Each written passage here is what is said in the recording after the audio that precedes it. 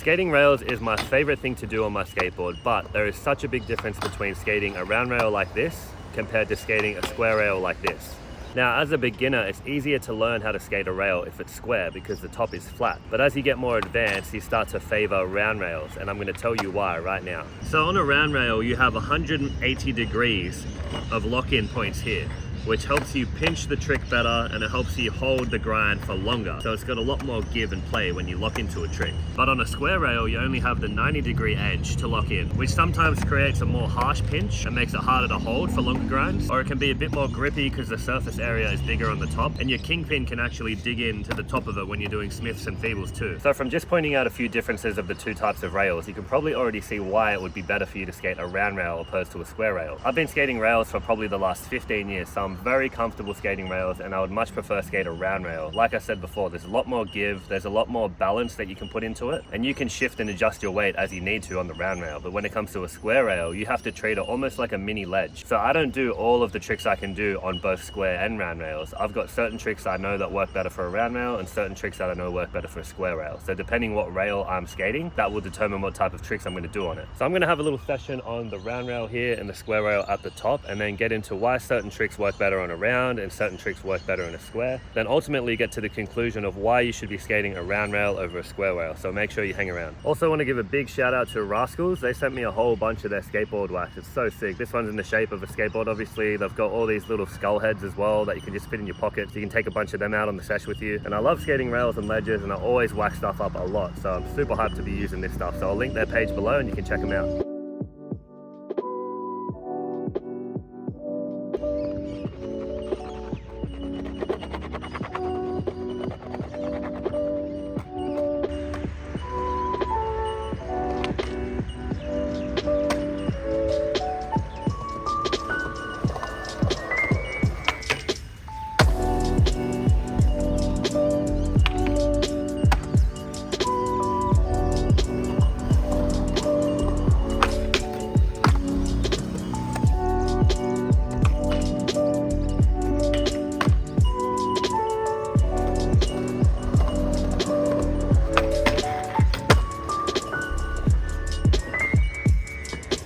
So I probably should have talked you guys through why I was doing certain tricks on the round rail versus the square rail, but I got a bit carried away because I haven't skated for 2 weeks because of a heel bruise I had. So I'm starting to feel better, and I just got carried away having too much fun, so I just did the whole session in one go. But I'll break down each trick now and tell you guys why it works on a certain rail and why it doesn't work on the other one. Now you can do every trick on both rails, but what I've found and what I'm going to go over is why certain tricks work better on the round rail versus the square rail. Just because I'm saying this doesn't mean that you can't do these tricks. I just find it easier to do certain tricks on round, certain tricks on a square. So just a quick disclaimer there. So we'll start with the board slides and the lip slides. Obviously, board sliding or lip sliding on a round rail is going to be harder to balance because it's such a sharp point you have to balance on. You have to balance right on the top of the tip of the rail. So if you're trying to board slide or lip slide long, you really have to focus on getting it centered in the middle of your board and keeping the balance in the center. Otherwise, if there's too much weight on your front foot, it's going to slip down towards your back truck. If there's too much weight on your back truck, it'll slip down towards your front truck, and vice versa for front side and back side. So obviously doing longer board slides and lip slides on a square rail is going to be a lot easier because of the flat surface on it. Your board's going to be able to sit flat on top of it. You just have to worry about balancing front and back, because if you're in the middle of your board, it's going to sit perfectly balanced. So that's 1 point to square rails. Now when it comes to feebles, it's a lot easier to do it on a round rail. You're pinching your back hillside wheel on top of the rail, and your front truck is on the other side of the rail, so the middle of your board is sliding as you're doing a feeble. So because of the radius of the round rail, you don't have to sit in a certain position. You can be right on top of it, you can be right on the side of it. As long as your wheel is pinched on top of the rail, then you're going to be able to lock in and hold that and grind for so long. When it comes to a square rail, because you've got a 90-degree angle on the side of it, a pinch of a feeble is a lot harsher. To pinch the hillside wheel, your board has to be pretty much on a tilt like this, which is fine and still doable, but it's harder to hold it longer on a square rail when you're pinching it so hard. Plus, when you're coming out of it, because your board is already on such an angle, you have to take a lot of pressure to put on your heel and lift up to get out of that feeble, feeble. Otherwise, if you just try and come out of that feeble normally, your board's gonna flip over because of the angle that it's already on. And I see this happening to so many people when they're trying to feeble a square rail. I can do that, but if I'm feebling a square rail, I prefer to 180 out because it just works better for me. Instead of having to really struggle to put my heel down to lift up and stop it from flipping on the way out, it's easier to just treat it like a board side to fakie, and I just push my back foot forward and bring it around and turn and 180 out of it. That might just be me, but I find it easier to 180 out of a feeble rather than popping out of it on a square rail. Same thing goes for front feebles. I actually lost my front feebles, a trick that I was really good at, because I was skating Carnes Hill too much, and they have a flat bar that is square and they have the little down rail that's also square. So I skated Carnes Hill too much, got used to pinching my front feeble too harshly and sitting on the toe side wheel too hard, that now when I try and front feeble a round rail, I'm pinching it too hard that it always slips into front board. So I feel like I've completely lost my front feebles because I've skated a square rail too long, and I need to kind of break it back down and go back to learning that trick again. But you can still front feeble a square rail, you just have to have the same harsh pinch that you would as the same as the back feeble. But once again, I forgot to do one today, but I can do a front feeble back 180 out easier on a square rail than doing a straight front feeble. And that's the same reason it works better for the back feeble 180 out too. You're on such a harsh pinch point, so instead of trying to push your toe back down to lift up out of the front feeble, you just turn and 180 with it and it just comes out perfectly. So feeble pinches are a lot harsher and they're harder to hold longer, and there's a more chance that it's going to flip once you're coming out of the feeble in a square rail. So that's 1 point to the round rail. When it comes to Smith grinds, now this is my experience because I know a lot of people that can Smith grind square rails. I can Smith pretty well on a round rail. I just think about ollieing up, getting my heel side wheel into the same exact position of a feeble and holding it from there. But if I think about front smithing on a square rail, I have to come up, ollie over,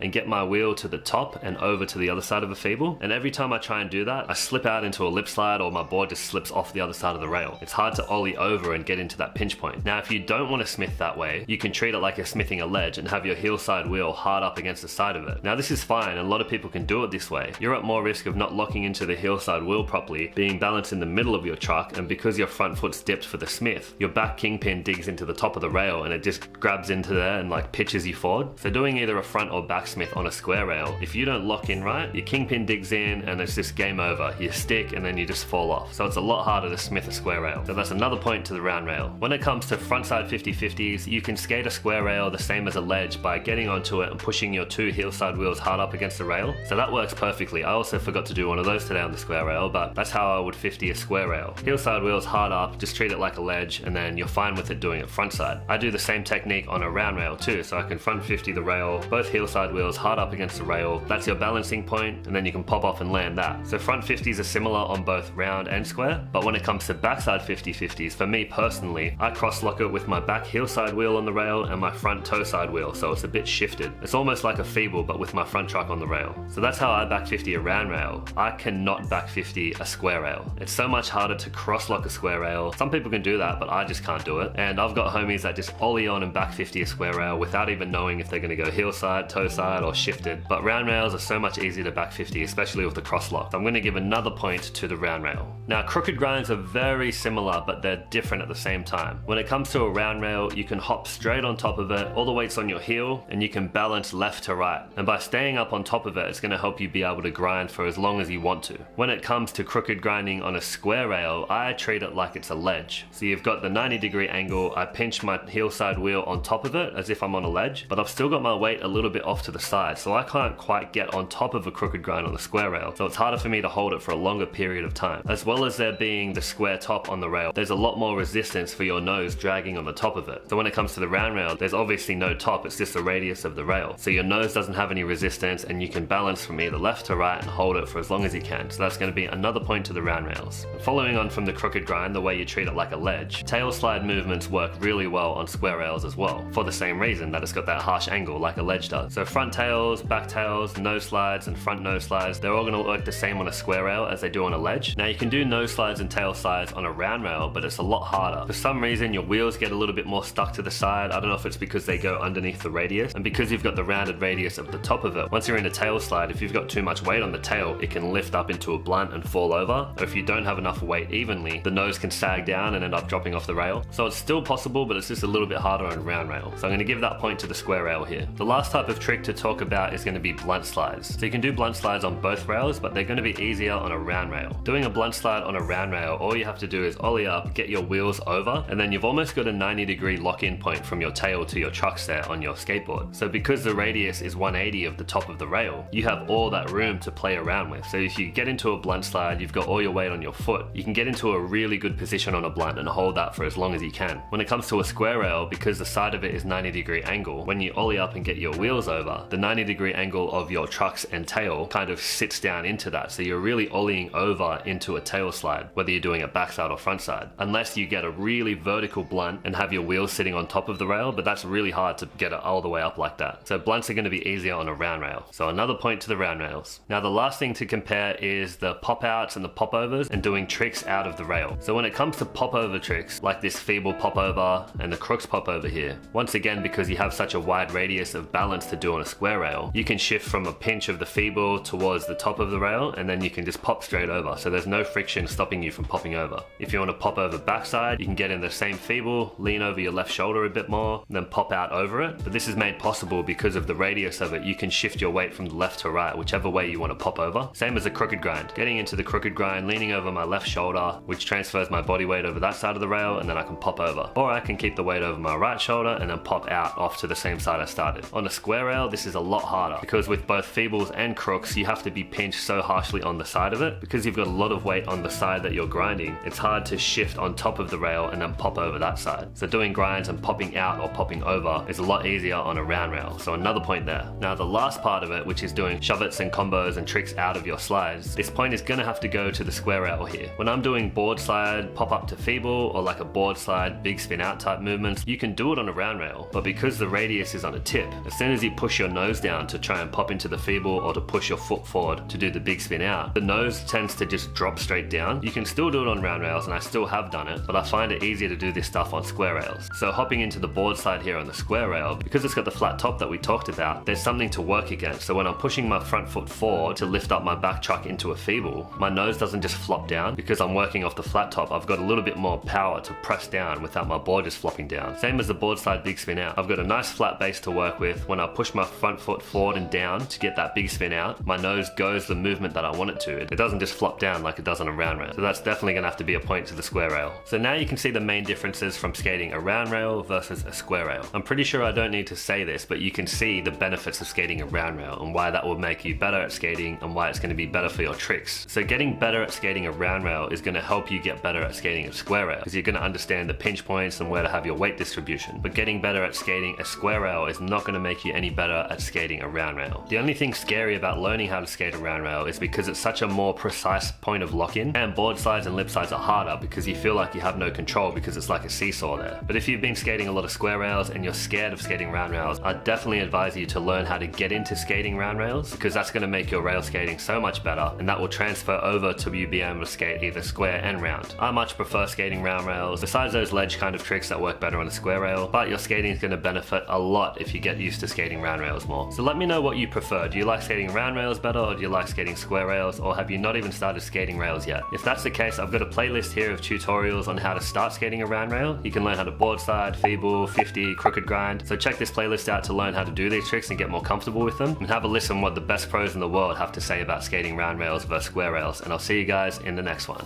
Peace. For me, I'm only skating a square rail if I'm like, it's like a backway nose grind rail, or like a nose slide, tail slide, maybe a blunt slide, crook rail. Obviously anything crook wise is good. Anything I can do on a square rail I can do on a circle rail, but not anything I can do on a circle rail I can do on a square rail. And that's also why I don't like square rails. Like, I way rather prefer circle rails. When it's round, if you're locked in, you're pretty much just locked in and you're gonna like go. But if that thing is square and you're like trying to balance, when you go through a kink, you could just go through the kink and your board could just go like bink and just like roll off the kink. Because the rail's square, like nah, like fuck that. No, fuck the square rail, bro. Like